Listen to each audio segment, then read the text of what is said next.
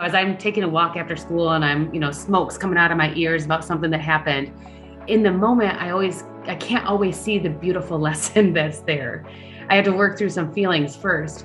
But I think just knowing in my heart and in my soul that those beautiful lessons are there and I'm going to become a better person and a better leader because of this adversity I've gone through, just it keeps this spark of hope alive that can really keep us going. And I feel like educators right now, they need that spark of hope inside.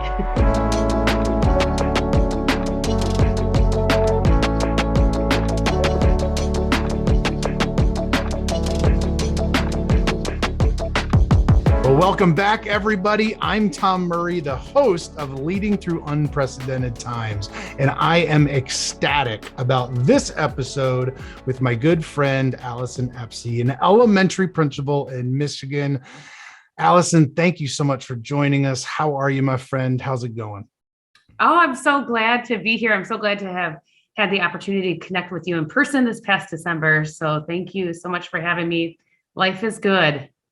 Absolutely. Well, one of those things that you just radiate positivity in all of your work. So I'm going to throw you kind of a curveball because this theme for this season of season 4 is really around resilience and overcoming adversity. We know educators are facing adversity each and every day. I hear constantly from every level, from teachers to superintendents, that this is the most difficult year yet and the trauma that we're facing and working through. Talk to us a little about a time this year where you faced adversity as a principal, but yet overcame things, problem solved things, and really brought out that resilience to model to your teachers. Yeah. I do try to be positive, but it's a choice, like every minute of every day to try to look for the best in everyone. And in a case in particular, at the beginning of the school year, we were really hopeful that we'd go back to school and things would be back to normal, right? Like whatever normal is or our new normal. But the pandemic was still something, and we came back to school with our students wearing masks, and many members of our community were not happy about that. And I do understand that everybody has their own take on that for their own reasons. But it wasn't something that was within my control, not as a decision I made, not something I chose to enforce, but it's incumbent upon me as the leader of the school and working for the school district to make sure that, when we had kindergarten open house, that parents and students came in with masks on. And I had someone not happy with me and, yelling at me in front of children, in front of the school this past fall. And it was just so unfortunate. And of course, I'm they're excited to greet our new students and our new families, and caught off guard a little bit. I hoped this wouldn't happen, and especially wouldn't happen in front of students. And you'd so get into that fight, flight, or freeze part of your brain when that happens. Even this is my 19th year as a principal, and I still go there. And so just really slowing it down, slowing my breathing down, really thinking through the situation, and encouraging the parent that, we'll all get through this together. Would love for him to put on a mask and bring his child in to meet her teacher. And the parent ended up turning around and leaving and posting that, I wouldn't allow him in the school. And of course that wasn't the case. And things like that have happened over the course of this year. And I think, once you work through it, one of the important things to keep in mind is that everybody's coming at this situation with their own beliefs, values, perspective, experiences. And I truly believe that everyone is doing the very best they can with the information they have in the moment. And even when someone is mistreating me and putting kids in a very uncomfortable position, just keeping that in mind that, he was doing the best he could and trying to be the dad he thought he should be. And I get that. And I can love people through that adversity and diversity and thinking. And I just really try to model that as a leader at Quincy.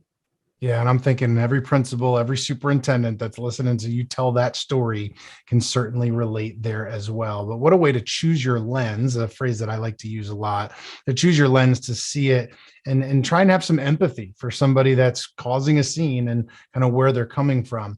Back in December at the end of last year, you wrote a blog post entitled 3 Questions to Help Reduce Your Worry Load, constantly going back to seeing teacher burnout, seeing people leaving the profession.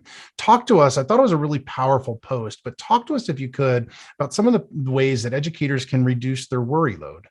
Yes. It's interesting because I'm writing a book that's tentatively called Leading the Whole Teacher. And one of the tenets of leading the whole teacher is to have a healthy workload.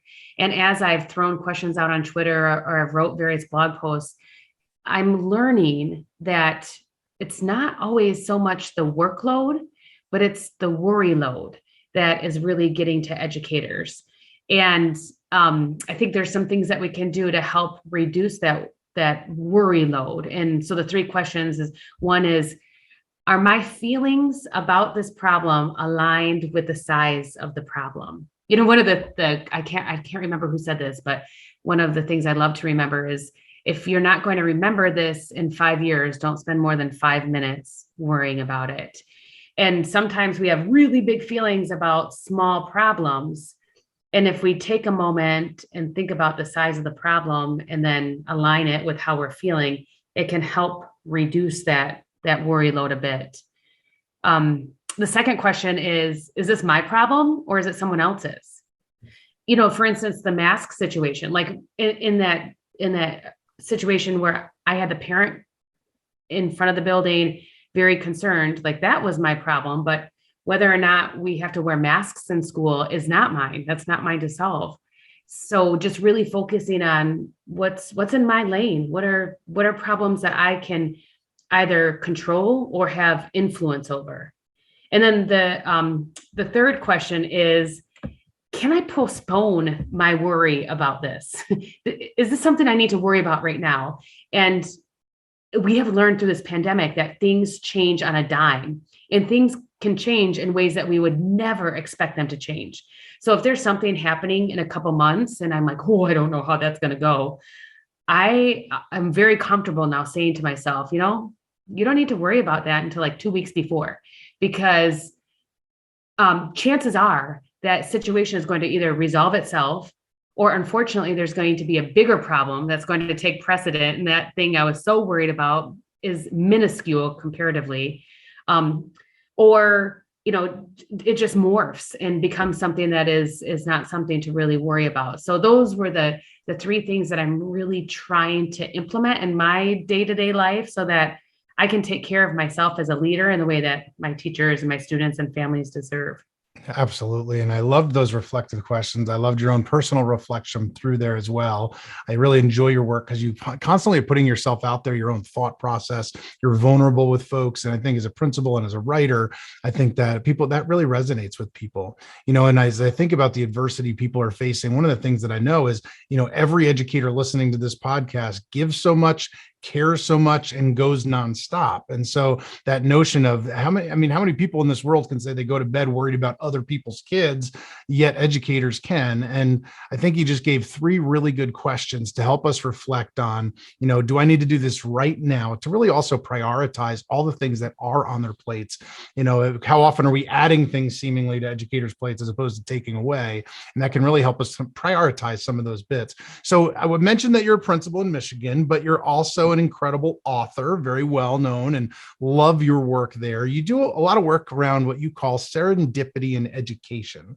Talk to us about that, because right now that seems exactly like what we need. So what is that to you? And when you share that, what are you talking about when you share that message? Yeah, we just need to look for all the happy accidents we can find right now, right?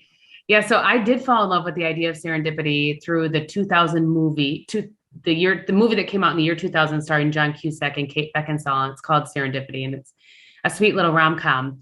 But I was teaching 7th and 8th grade at the time, and I was going to teach them a character education class. And I knew that if I called it character education, they would like roll their eyes as they entered the room.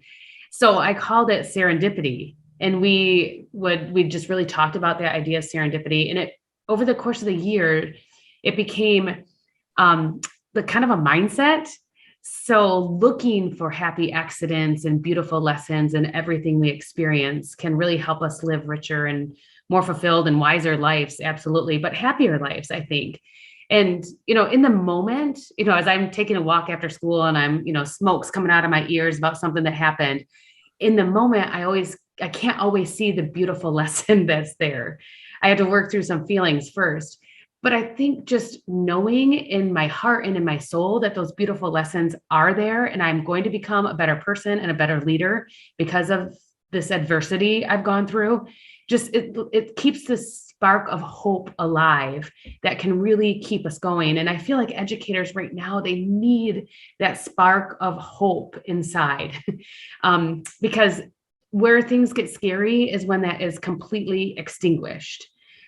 So I started a blog in 2015 called Serendipity in Education that then turned into, I have 4 serendipity books. 2 are for grownups, and one is a middle grades realistic fiction chapter book, and one is a picture book called The Princes of Serendip that kind of tells the origin of the word serendipity. So I only taught for 5 years. I taught grades 3 through 8. I am a writer, but I'm a writer of 3 different genres now. I'm writing my first non-serendipity book right now. So I'm just really passionate about just helping others discover the gifts that they have to offer. And I really appreciate being able to do that as an elementary principal, but then also as a writer and a speaker as I travel.